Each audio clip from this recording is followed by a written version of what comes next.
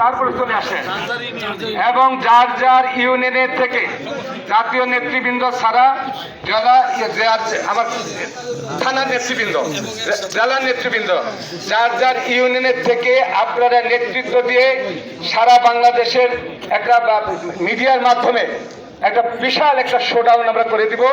আমরা পারি, আমরা আগামী দিনে পারবো ইনশাআল্লাহ। আমি আপনাদের দোয়া চাই, আপনারা আমাকে ফিরিয়ে দিয়েন না। আমি 47টা বছর পরে আজকে এখানে এসেছি, আর আল্লাহ যদি আমাকে দেয় আমি আপনাদের কাছে মুখ ফিরাবো না। আমি পারি বা না পারি, আমি সকল কাজ করতে চেষ্টা করবো ইনশাআল্লাহ। আমার দরজাটা খোলা থাকবে। আমি সেভাবে যেমন আছি, পূর্বেও ছিলাম, কারণ আমি মন্ত্রী পতাকা তলে কিন্তু 3 বার থেকেছি।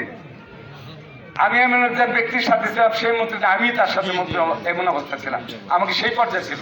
অর্থাৎ আমি সেগুলো করি না। আমাকে আমাকে আমাকে বরত্বের মধ্যে আমি নিজেকেই ভাবি না। আমি সবসময় ভাবি যে আমি আপনাদের মধ্যে সাধারণ লোক, আমি সেভাবে থাকতে চাই। আপনারা আমাকে বরণ করে নিয়েন, আমি আপনাদেরকে বরণ করে নিব এবং আপনাদের সমস্ত কাজে কর্মে আপনাদের মাঝে থাকবো ইনশাল্লাহ। আর এখান থেকে মা বোন যে যেখানে আছে, ওই যে আগে বললাম ভোট কেন্দ্রের কিন্তু একটা মার্জিন আছে। আপনি 60% উঠাইবেন, 70% উঠাইবেন, 90% উঠাইবেন।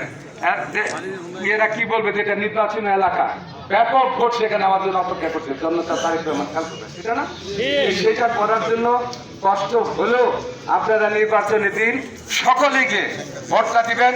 বৃদ্ধ মা বোনরা আছে, তাদেরকেও নিয়ে ভোটটা আপনারা দেওয়াবেন। আমি আর বক্তব্য দীর্ঘায়িত করবো না।